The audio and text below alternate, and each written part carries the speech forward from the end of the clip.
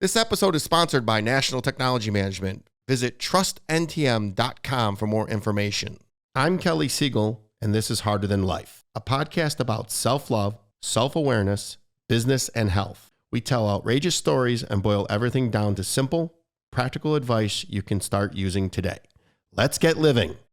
On today's show, we have the co-founder of Clean Eatz and Clean Eatz Franchising LLC and Clean Kitchen. Don Varady has passion for helping others succeed. His dream is to help other small businesses who are interested in franchising get started without the worry of someone coming for a stake in what they built. I've gotten to know Don very well, and he is authentic and genuine as they come. He is a no-nonsense dude that loves his wife and his company and is here to share his secrets with us today. Welcome, you beautiful badass. You. There goes the humility right off the bat, man, and I freaking love you for it. So, Don, we're gonna jump right into it. There's no secret that I love your brand. I love your food. It is delicious. We're gonna talk all about you, how you got started, how you're so successful. Can you tell us a bit about yourself and your journey to the Clean Eatz King? Yeah, I grew up right outside of St. Louis, and it's where I met my wife. My wife grew up just north of there. And we met in 2009, and I was kind of in a really dark place in my life, man. Just doing stupid shit. It wasn't really any, tragic story or anything. I was just partying and being a dumb kid like everybody else. But I think I had a tendency to take it to the extreme, and just wasn't really happy with the life that I was living when I met her. So I was kind of in this transition phase of my life, and I always tell people that when we have our monthly discovery days with Clean Eatz, I always tell everybody it was kind of fate. I get goosebumps right now when I tell this story, but had I not met her when I did, I'd be dead or in prison, man. That's the road that I was going down. Drinking, partying, drugs, you name it. It was the lifestyle that I was living, and I had gotten to a point where I was just fed up with it. I was tired of feeling that way. I was tired of just living that life. And I was getting ready to compete in a bodybuilding show. It was going to be my second one. And I just made the decision, you know what, I'm just going to not do this, because there was gear involved and all this stuff. And I said, I'm finally in a good headspace where I just want to focus on myself and just kind of reinvigorate myself. And so I was on my way to being in a really good space, and that is exactly when I met her. It's kind of weird to say that, but we met in the gym that we were training at, and a good friend of mine introduced us, and she had just started this little cafe in this little bitty rinky-dink town right outside of St. Louis there, and my friend took me over there, and it was a healthy cafe. And back then in 2009, those things did not exist, especially where we are or were, because that's like meat and potatoes land. Like, we had to coax people in the early days to eat there. But I had went there and instantly fell in love with what she was doing. And her and I hit it off right off the bat. And, the day that I met her, she told me that she was getting ready to train for this show. And I'm like, holy crap, this couldn't have worked out, and she had convinced me to do the show with her after I'd already made the decision that I wasn't going to do it. But I'm like, you know what? If this is going to be a good support system and I've got somebody rallying around me and we've got so much in common, we wound up doing the show together, and, we hit it off right off the bat, and it was great. And then, 4 or 5 months later, that was when the housing market was kind of crashing. Construction was slow. I was getting really burnt out on what I was doing. I wasn't happy in my career anymore, and didn't really know what I wanted to do next. I knew I was going to do something different. I had no idea what it was. And I was always in the restaurant helping Yvonne. I didn't work there, but I was working there, just doing whatever she asked me to do. And we kind of made the decision 4 months into a relationship that we were going to be business partners. Sounds crazy. Everybody says, man, you're nuts. Our family thought we were crazy. My family thought I was crazy because I was giving up a 15-year career as a union carpenter, pension, retirement, the whole 9 yards, a good salary. And I walked away from all of it. And, we had a lot of long late night conversations while we were sleeping in the back of the cafe, because at the time, Yvonne had went through a nasty divorce and she was literally living in the back of the cafe. And we decided that we were going to do this. And I said, I remember this night, I remember this conversation like it was yesterday. And I said, Yvonne, I cannot do this with a clean conscience and, feel like I'm contributing everything that I have to contribute unless I have a brand new start. And I got to get rid of my house, my truck, everything. Like, my debt cannot be carried on with this little bitty cafe if we're going to grow this business. So the very next day, she followed me to the bank in a brand new Hemi truck that was less than 6 months old. And I dropped the key fob on the desk and walked back out the door. Literally just gave my truck up and then let my house go into foreclosure and filed a personal bankruptcy, all within 30 days. And I had about less than maybe 10 grand to my name. And we just injected it into the business and we rolled.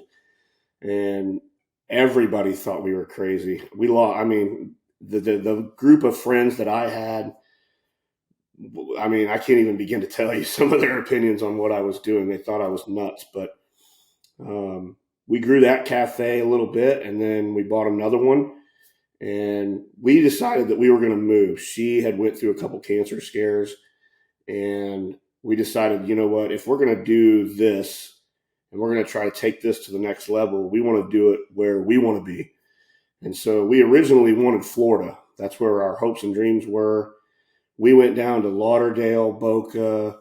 We went to Fort Myers. We traveled all over the state of Florida and nothing really seemed right. And then that year we went to the Arnold Classic. Everybody knows what the Arnold Classic is. And we happened to be wearing our cafe branded t-shirts. And we ran into Jen Hendershot. And that was an idol of Yvonne's. She wanted to meet her and talk to her. So we walked up and talked to her and she saw our shirts and said, well, where is this? And we said, it's right outside of St. Louis, but we're getting ready to relocate.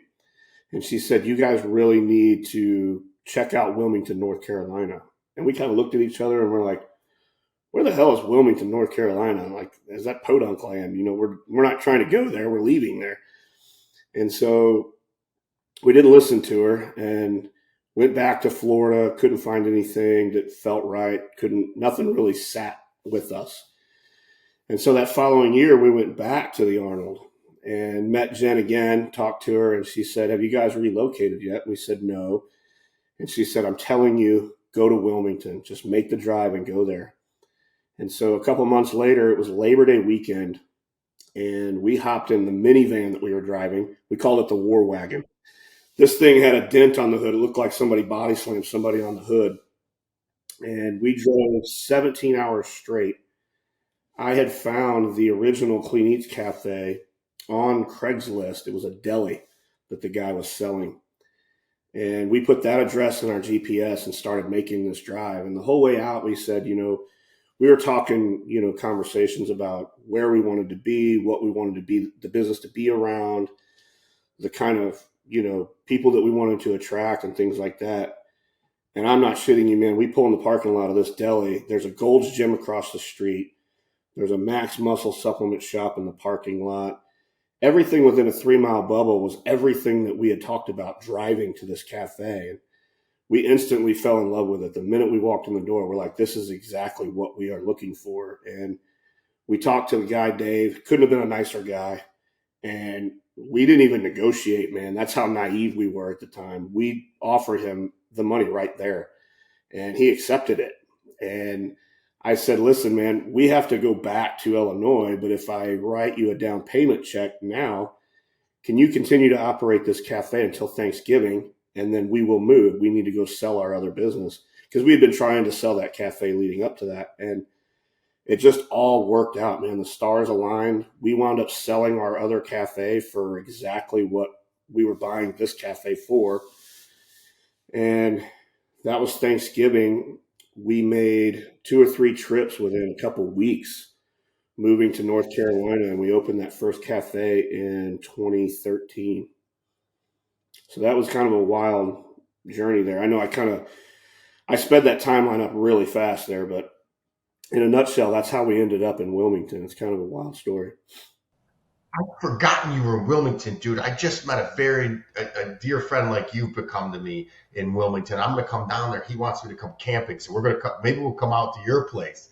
Yeah. Introduce you guys. It just made Rudy Rickstein's real big business, entrepreneurs, brilliant business coach. But I have to unpack all that, Don. I knew all that. I love that story. I heard it on a podcast. You've told me it. So I want to reiterate it back for the listeners. It's a love story. And you're a big teddy bear, salt of the earth. You trust everybody, and good things happen to good people, man. Did you derive that from all of what you just said? You trust everybody. You are such a true, authentic person, and that's what the universe needs. That's why I wanted to have you on. One more thing. How many Clean Eatz franchise locations are there today? As of yesterday, 106. So everybody, harder than life. This guy started off a union carpenter electrician. Was it a carpenter? Carpenter, yeah. Union carpenter, 106 locations. Bravo to you, my brother. These meals, by the way, Clean Eatz, it's spelled E-A-T-Z. www.cleaneatz.com. They're actually available in the Harder Than Life app. You get 5% off.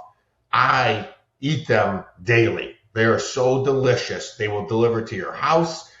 That was my shameless plug. If you messaged me, I will send you the 5% off link. So I eat them daily, and I post them on my stories.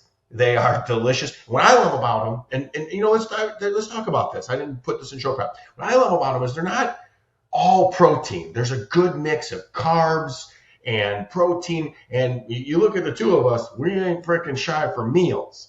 So this ain't the new world where, you can't have carbs. No. I need carbs to survive. So talk about how you came up with the recipe for the mixture of carbs, macros, and all that jazz that healthy people want. Well, I mean, the model itself, I got to give all the credit to my wife, to be honest with you. In terms of the food and recipe development, that is her quote unquote lane. I don't meddle in it. I don't get involved in it. I'm the guinea pig. I try everything. I actually have been kicked off of our food committee 3 times for liking everything and not giving good enough criticism. So the joke around the office is, if we want somebody to eat it, just come to my office and I'll eat it. But she does all the recipe development. She's got a staff that helps her now. But in the early days, man, when we were still competing and doing all of that, and it was just the two of us running our business, it wasn't rocket science, man. We literally would buy Food Network magazines and all the food magazines, and we would just flip through there and find a really healthy, delicious meal that we saw in the magazine, and we would say, okay, well, how can we flip out ingredients and make this healthy? You know, I mean, that's when we started the Clean Eatz brand versus Locale, you know, the business back home. We focused on taking comfort food and making it healthy, and focused on portion control. That's the whole basis of the business. And we've been like that from day one, you know, going on 12 years now, doing what we're doing. And, you know, most of the meal companies, they try to pigeonhole themselves into one sector of business or one dietary lifestyle, whether it's, you know, all organic or keto or, you know, you name it, just put a tag on it. And we never wanted to do that. We wanted to have something available for every lifestyle. And that's kind of the way we've done it since day one. So just so people understand too, and I don't mean this to be an infomercial, but I live and die by these things. They're very affordable, and I would put them up against any of the competition. And I have 2 homes. They ship to Florida, they ship to Michigan, and they come proper. And if you go to any of my stores, I unbox them. It's a shameless plug, but that's why I wanted you on. I reached out to you. I said, I have this brand. I want to align with somebody, and it was just perfect. And ever since day one, you've given it to me straight, and we've been honest, and we're going to be a long-lasting friendship. But having said that, what the Harder Than Life show is all about is overcoming adversity. So I know You just don't blink your eye and get to 106 locations. So what are some of the mistakes and failures you encountered? What did you learn from them? Oh man. Here we go. The good stuff. You made a comment a minute ago that is semi-true, but not necessarily true anymore. Yes, in the very beginning, I was very trusting. We trusted everybody, and it got us in a lot of trouble. So now I'm trust is earned with me now. It's not so much that I just give it out and give people the benefit of the doubt right away. I never do that now. And the reason for that is some of the mistakes and failures that we made in the beginning. I mean, we almost lost our company twice trying to hire different consultants and people to come in and help us. And, it's honestly what made me start the, consulting kind of side project that I do on the side, which is help other small businesses and owners and things like that. If they want to scale and they don't know how, I kind of built this model to come in and help them. And right now I don't charge any money for it because of my time.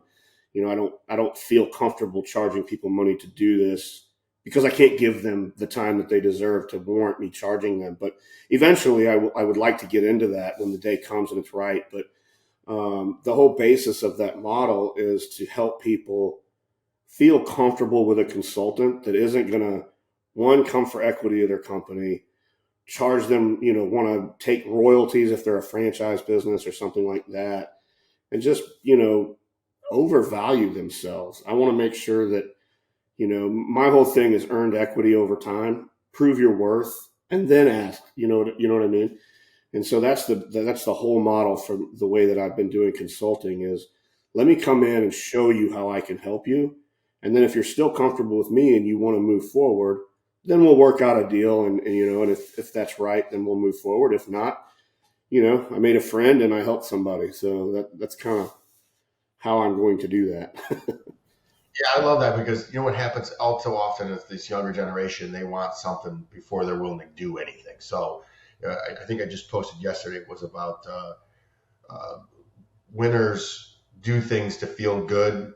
The losers feel good or want something to feel good. So it's the reverse. Having said that, I want you to dig into, you said you almost lost your business twice. Yep. The listeners need to hear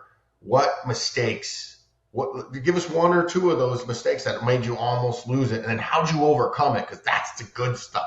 Yep. So the group that franchised us, we were very young and naive, man. When the day that we decided to franchise our business was we walked into an equipment dealer and we were going to open another location here in Wilmington. We didn't even know we were going to franchise. We went in and we're like, okay, let's expand. Let's do another location.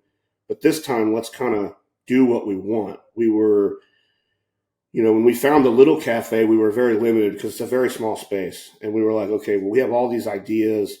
We were still competing. We were meatheads. So we want to sell supplements and clothes and do all this stuff. And we walked into this guy's office and he was like, I've heard about your brand. I've heard about your business. You guys have a good reputation around town. He said, I really think that you have something here and you should think about franchising it. And me and Yvonne looked at each other and we're like, what the hell is this guy talking about? And then he gave us a business card and we went home and we thought about it. And we're like, you know what, man, we should probably think about this. And me and Yvonne thinking about something is like an hour, 2 hours. We're like, let's do it. And we were like a couple rockheads. Then we were all hyped up. So we called this guy and we met with him and we sat down with him and he told us about what they do and how they do it. And we agreed to it. And we wrote this guy a check for like $25,000. We didn't know anything about this guy. We went home and I actually had a little small freak out moment. I'm like, Yvonne, we just wrote this guy a check for almost all of the money that we have. We didn't vet him. We didn't talk to anybody. So I freaked out and I called the guy on the phone. And I said, hey, can you give us a couple contacts of the other brands that you worked with? And he gave them to us. He said, yeah, call these guys. And we called a couple of them and they were like, yeah, man, they helped us grow. They're great, blah, blah, blah, blah, blah. And I'm like, okay. Sigh of relief, airplane comes off and I'm like, great. And then we signed a partnership agreement with these guys. And it wasn't that it was a bad one. It was, again, you're talking 2013. So this was 10 years ago. we didn't know what we didn't know, and it was a very expensive consulting agreement, and I'll just leave it at that. It's not like they ripped us off. We should have just been more educated and maybe hired an attorney. That's one lesson, to review this thing. And had we done that, it would have saved us a lot of headache. But one thing led to another one, and we were able to get out of that about a year and a half later.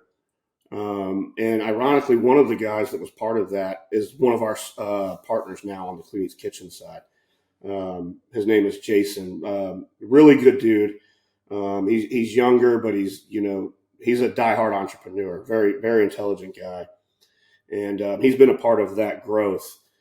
And that was kind of our way of getting out of that contract, was kind of trading one thing for another one, if you will. Very long story short. The other guy went on and did his own thing. And then that was the first time we almost lost it, trying to get out of that. It got ugly for a minute, but we were able to get out of it. Let's focus on that for a second. So what you did is you did progress over perfection. You didn't hesitate and wait and say, oh my goodness, let me make sure we get this perfect. And you had the confidence in yourself to say, you and your wife, of course, your team, to say, hey, if this goes south, we'll be okay. So that's what being an entrepreneur is all about. Building the airplane while you're flying it. Yep. And wondering, how are we doing this? So that is a fantastic story. And I admire your trust in humanity and people, because there are good people out there. There's lots of good people. Yeah. And even though this deal didn't work out, it really did work out. And I want to point out something, and this doesn't seem like we're having a man crush here. How I met you is through one of your franchisees. Yep. He could have said, oh, I want to stay and do business with the Heart of Life brand. But he immediately sent me on a text message with you and said, you two need to connect, because you're going to. That is a testament to you and the culture that you've made of the Clean Eatz brand. So people, this guy's the real deal, and it's going to get better, which is going to be my second question. But I want to ask one more too, because I think I know the answer, but I'm going to ask anyways. Who or what has been the biggest source of your inspiration in your work? I've been very good at, and I don't know if it's a gift or a talent or what it is, but I've been very good at watching successful people do things from afar. Andy Frischella is an acquaintance of mine. I've known Andy and the guys at First Form for a long time.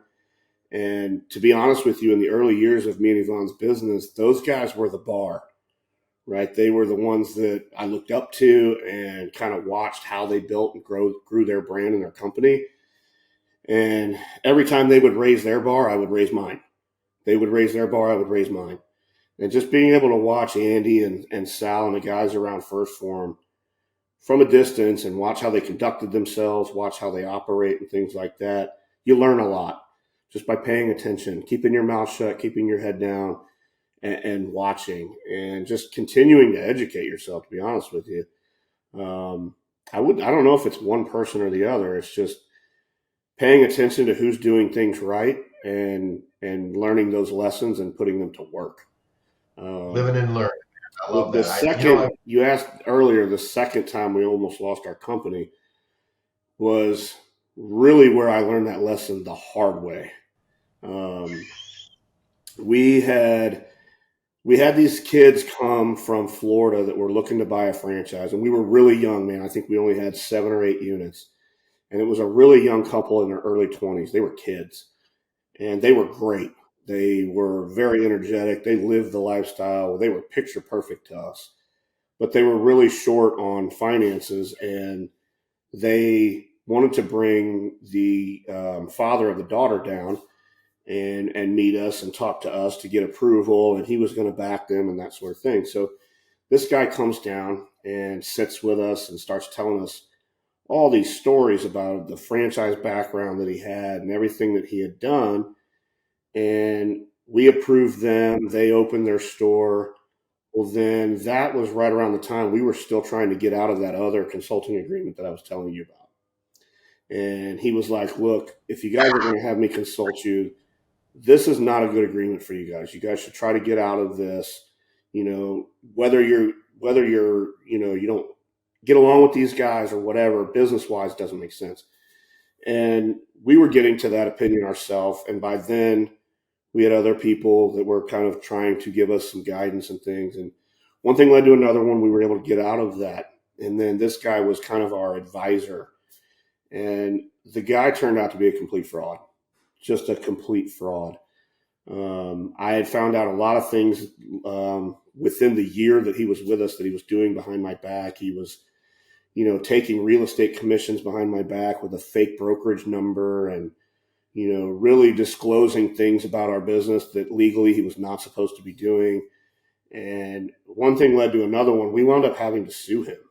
And that was that was my wake up call, because the consultant agreement that we signed with him, we couldn't afford a business attorney at the time. We didn't have one. And I was arrogant enough at the time.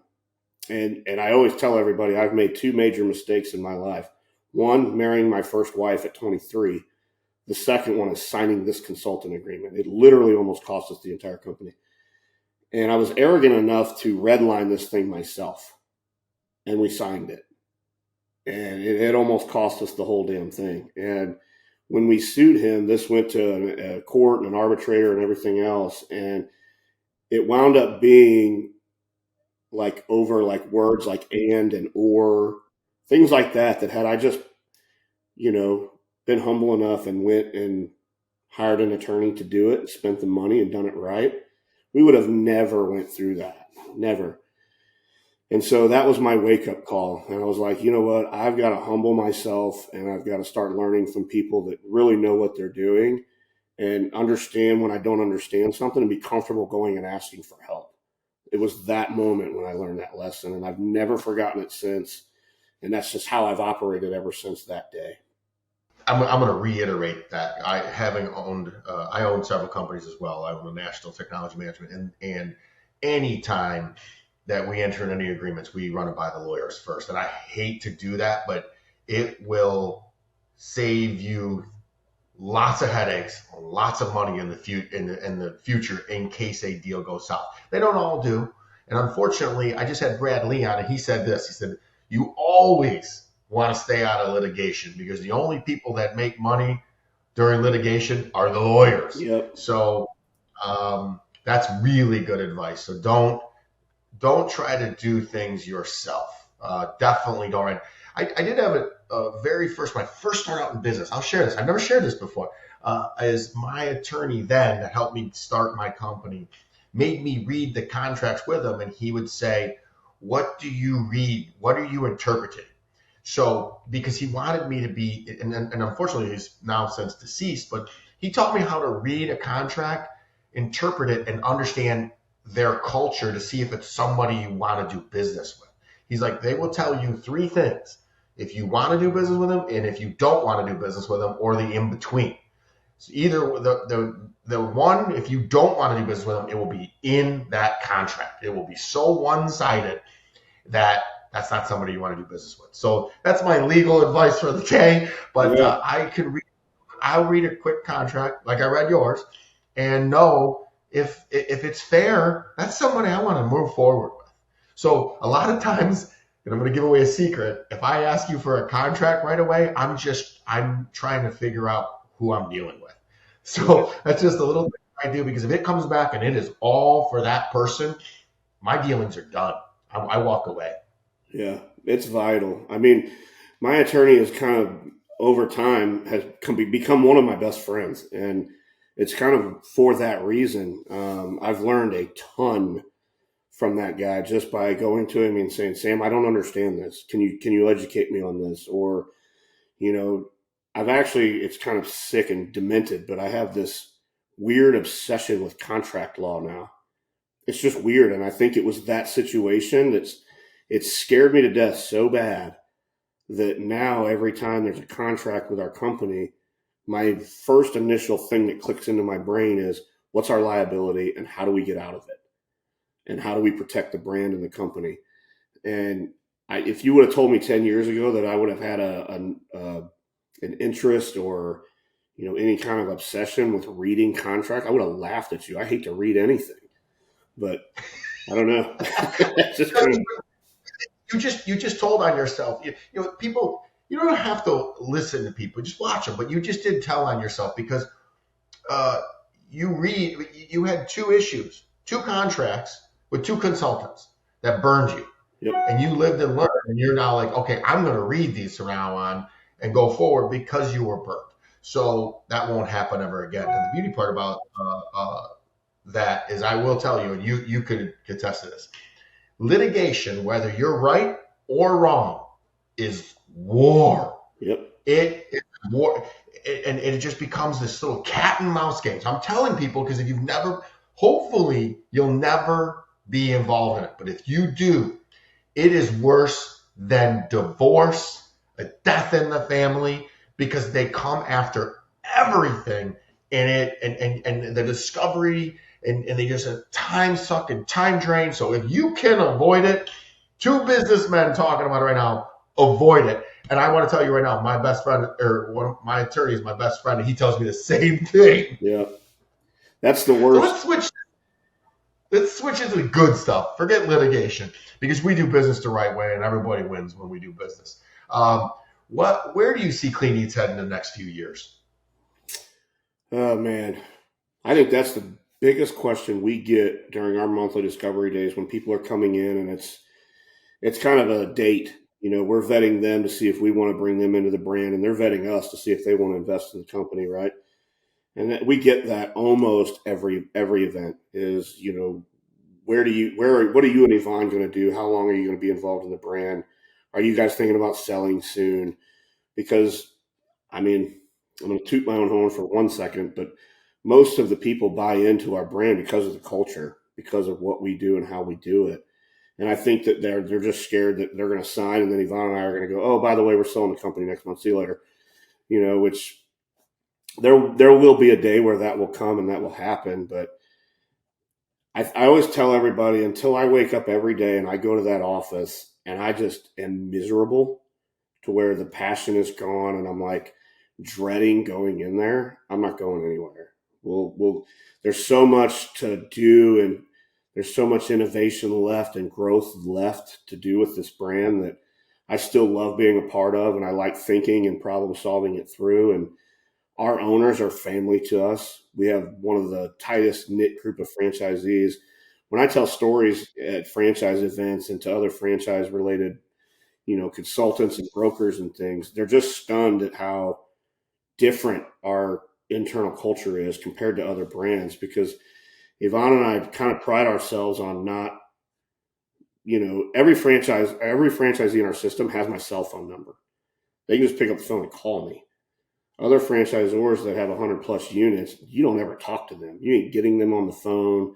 You damn sure ain't going to meet them in person, except for once a year at the annual, you know, retreat or convention that they have. And we're just so ingrained in what goes on day to day. Some would say it's almost to a fault. You know, we probably should start to separate ourselves a little bit for our own sanity and stress and anxiety. And in certain ways we're doing that, but we always feel very passionate about if we stop doing that, it changes the dynamic of how our brand operates. And so we take a lot of pride in that and being so ingrained in the day-to-day with our owners. How old are you? I'll be 45 in August. I got to tell you, you were talking about Andy Frisella and how you guys slept in the back of the restaurant. And that's how Andy got started too, sleeping in the back of the vitamin shop. And talk about culture. I would argue that First Form has some of the strongest culture I've ever seen. I mean, you get handwritten notes when you get their supplements.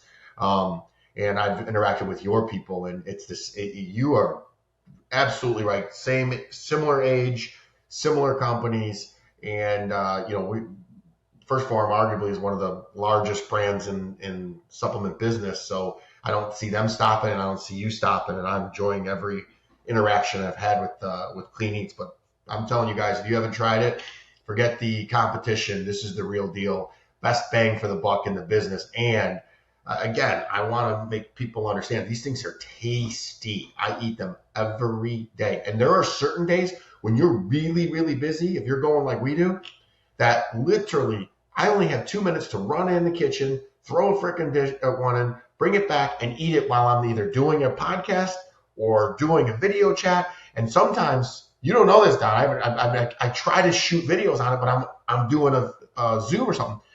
Sometimes that's the only freaking meal I can get. So you saved my life. I have got to eat. Bro, I'm 220 pounds of solid muscle. I need food. And there's certain days, too, you or somebody from your office sends me stuff on a whim every once in a while. Plus, we order it. And every time I look out of my porch, I see it. I go, yeah. My daughter loves it, by the way. She eats it. She's like, Dad, these are delicious. Love the food. And it's going to be a partnership for a long, long time. Again, you can get 5% off in the Heart and Life app. We got to get you in there, too, because you got some great stories. But let's switch your personal life. Can you share some hobbies and interests outside of Clean Eatz? Sure. Man, the gym for me has been the number one staple in my life for 24 years, and it's never gone anywhere. That's been the number one thing that's never changed. So I still love to lift weights and stay in shape as the best that I can. And you'll sympathize with this as a business owner. I have really struggled with that in the last, I'd say year and a half. Or since we took a monster growth trajectory, the stress and anxiety makes that extremely difficult. I mean, extremely difficult. And I've gone through ups and downs where I just don't want to train, man, because my mind's not right, or I'm different than a lot of other guys. They can use the gym as a stress outlet, whereas when I'm in the gym, that's when I do my best thinking. So I've some of the best ideas I've ever came up with. I came up when I'm benching or when I'm squatting or, right in the middle of a gym session. And, I got to stop and write it down on my phone before I forget it. But that's where my wheels start to turn. And so, man, if I come home and my brain is mush, there's no way I can't get it done. I just can't go down there and do it. I can't focus. And so I've really struggled with it. And it's kind of funny that we're talking about this because just last week, I had my monthly call with a life coach that I've had. Yvonne and I have used the same woman for 15 years. And had a call with her Monday, and that was reaching a breaking point with me. And I said, Laura, this is my number one staple, and I feel it slipping away from me, and I can't have it. Like, it's bothering me really bad. And she said that, you just lack accountability, man. It's simple. You're overthinking it. And this is a 50-year-old woman telling me this, a 220-pound man. And I'm like, shit, she's right. Like, so I was like, okay, well, there's only one trainer here in town that I would really trust with my stuff. And I called him and I'm like, bro, I will work around your schedule. You tell me when you're free and I'm coming to, and I want you to train me. He's like, are you serious? Why do you need a trainer? And I'm like, accountability. I don't want to think. I want you to write it. I'm just going to show up. You count my reps, but it's going to force me to come there and force me to do it. And it's been the last 2 weeks, the stress and anxiety have just fell off of me. It's crazy how that happens. But that was long-winded and I apologize. But the gym is probably my biggest hobby outside of, I love to shoot guns. We have a 300-acre farm that's my heaven on earth. When I go out there, the world disappears, and we don't have any cell service out there. There's no internet connection. You're completely unplugged, and it's great. I loved everything about that. I will tell you, I was sitting on my freaking hands saying, you needed a workout partner. I was just going to say that because it gives you a reason to go. And I work out with a bodybuilder, and he pushes me like there's no tomorrow. And on the days that I don't want to go, I know I got to meet him, so I get there. So if you look at me, besides the Clean Eatz food I'm eating, I'm getting in better shape because I haven't had a workout partner in 20 years. Yep. This guy has supersets. And of course, if you just look at my comments, it's because all I do is steroids. But no, you eat Clean Eatz and you work out 7 days a week, heavy as can be, and you get bigger. And more ripped. So I will tell you one more, and I'm going to throw you a little hack besides that. Think of why you work out to begin with. To look good, to feel good, to do good, or Probably just because so Yvonne thinks you're sexy. I don't know what your why is, but remember your why. And if it's not big enough, which I know yours is, but if it's not, this is for the listeners, your why you work out is not big enough, get a bigger why, and you'll get your butt in there. But I feel like I've been working out for 30 years. Then I get bored. And I'm like you, I throw on podcasts and I do some of my work, but I also train at 5 a.m. because it's a non-negotiable for me. So figure out your why, people. And my why is because this is my brand, is so I can donate $1 million to charity every single year. Not we, the Heart of Life brand, and all you guys who are part of the Heart of Life community are helping me do this by purchasing Clean Eatz stuff, by purchasing gear, by joining the app. And we're going to donate $1 million. So anytime I don't want to get my lazy ass out of bed, I think about the two children's charity and the narcotics charity that we're going to donate to, and say they're depending on me. So I get my butt out and I get to the gym and I dispense justice, and then I feel better. Yeah. I mean, for me, it's turned into health now. I mean, just look at other food. 99% of my diet is our own food because I know where it comes from and I know how it's prepared. But, my family has a rich history of cancer, and they don't live the greatest lifestyle. They never have. Yvonne's family is the same way. And so that petrifies me, so the number one reason why I train now is just for overall health and wellness. I have no aspirations to compete again in literally anything. I don't want to do powerlifting or, compete in really anything. It's just, and I think sometimes that's kind of why I struggled, not to go down a wormhole, but I never really had a goal. When I was competing for 12, 13 years, however long it was, the show date was the goal, right? You had a calendar. You knew exactly what you were going to do. There was a plan. There was a roadmap. And the last time we competed was in 2014. And ever since 2014, there's been no goal, no roadmap, no nothing. It's just having the desire to go down there and bang weights out. And that's been a roller coaster for a little while now. But brother, I'm 3.5 years older than you. And I tell you what, it gets harder. It gets harder. It does. And you're right about that stress. I'm launching this Heart of the Life app, and it has been difficult. It's like herding cats because marketing isn't picking up. It started off a fitness app. And I'm like, guys, it's no longer a fitness app. It is a health and happiness social media hangout. Yeah. So I get like-minded people. There's absolutely no negativity. And holy cow, to get people's thinking to change.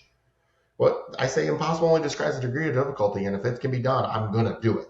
You as you're attested to. I mean, I can talk to you forever. I didn't realize we're 43 minutes into this thing, and I'm only halfway through my question. So we're going to speed through a couple of things because I want to know who you are, and I will commit this to you. I'm coming down to Wilmington because I have another reason. I'm going to introduce you to a local guy that you're going to love. So let's blow through some things. What's one thing about you that people might be surprised to know?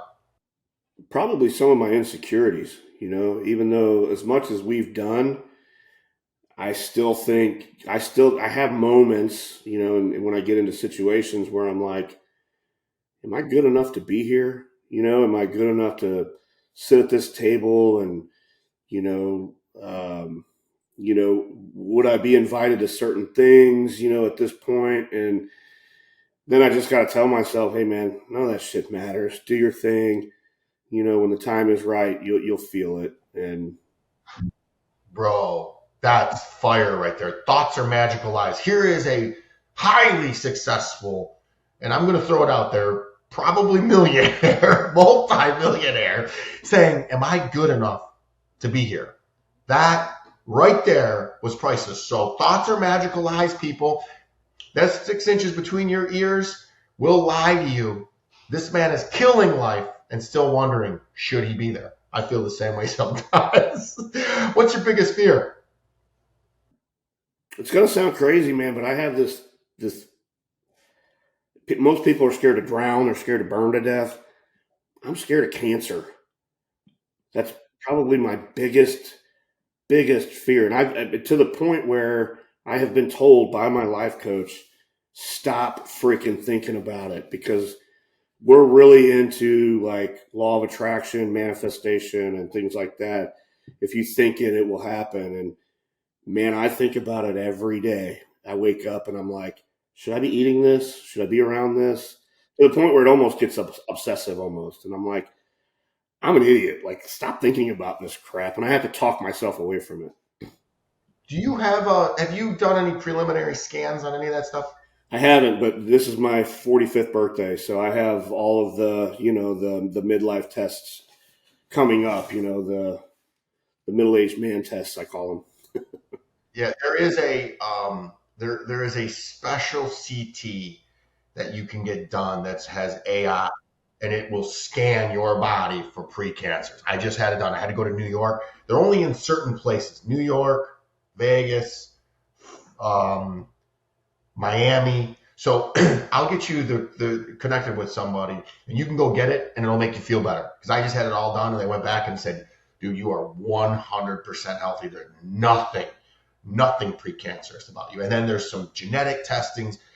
I'll connect you with a guy who you will make you feel better. If you had all the money in the world but had to work, what would you be doing? All the money in the world and still had to work. Probably small business consulting, man. It's turning into a really big passion of mine. That's awesome. And I love that for you because I get to know you and I feel your heart. And hopefully the listeners are feeling your heart. That's just genuine authenticity coming through people. This guy doesn't need to do this and wants to do it. Yeah, I've kind of fallen in love with figuring out how to take. I may not know anything about somebody's business, but I'll learn, and just taking something and making it grow. It's very intriguing to me. I love it. I love that. We're going to have some in-depth conversations in person. If you could create one law in the universe, what would it be and why? You know what? I never served in our military. It's probably, if you ask me my biggest regret, that's it. I wish I would have done that when I was right out of high school. That was my next question. If you could do one thing over in your life. So you would serve in the military, which branch?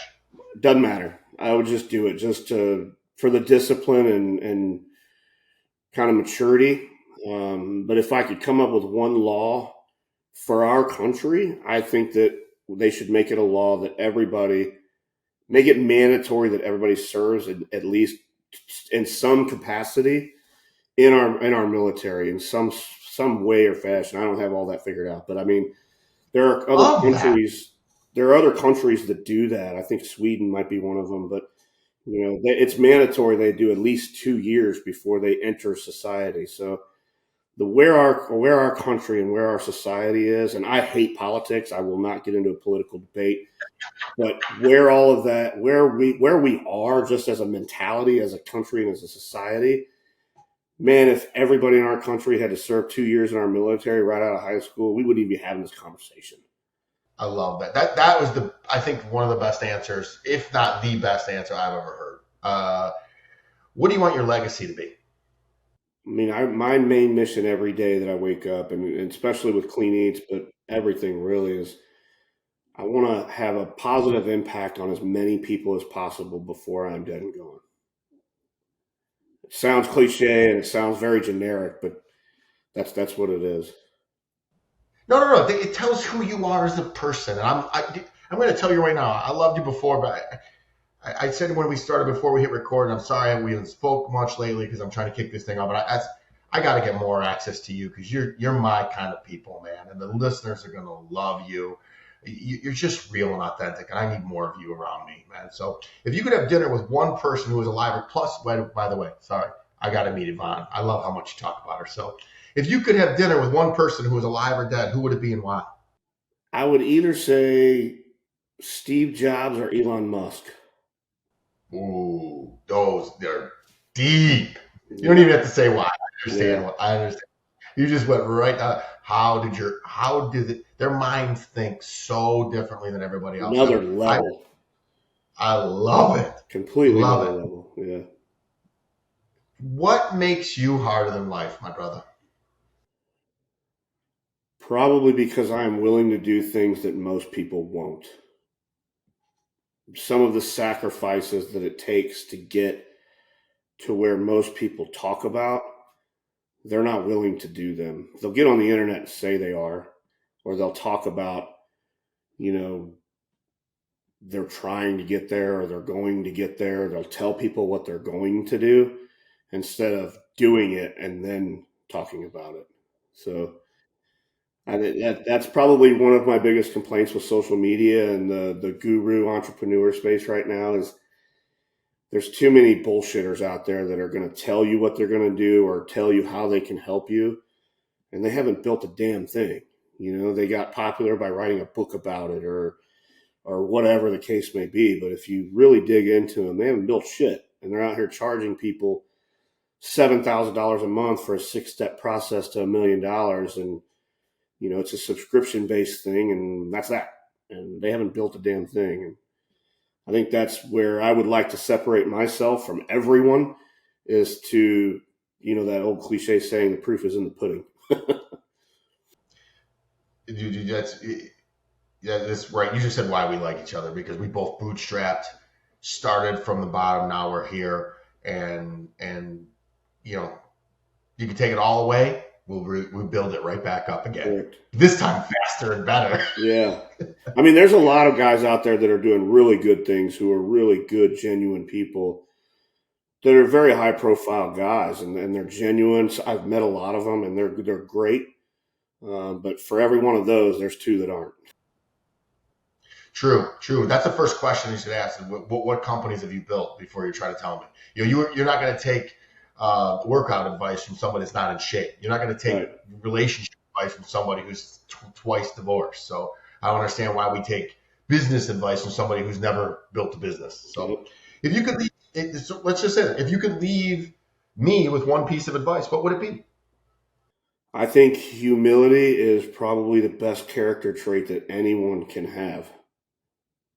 Out of all character traits, I think humility is the biggest thing lacking in just humanity right now. Not just business owners or not just entrepreneurs or, high caliber performing individuals.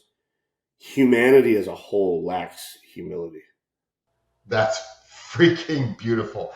I want to remind everybody to run over to the App Store, download their Harder Than Life app. Clean Eatz is an affiliate in there. We're going to take this to the next level with them. Jason built us a beautiful site.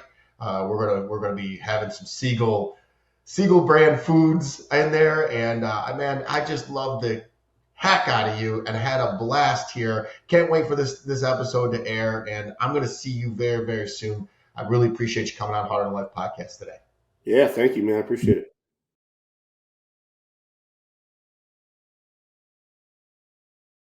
Please rate and share this podcast. I'm active on all social platforms and love to hear from my Siegel supporters. Each and every episode is sponsored by my company, National Technology Management, the easiest and best IT company to do business with, delivering peace of mind with technology every day, even simplifying cybersecurity.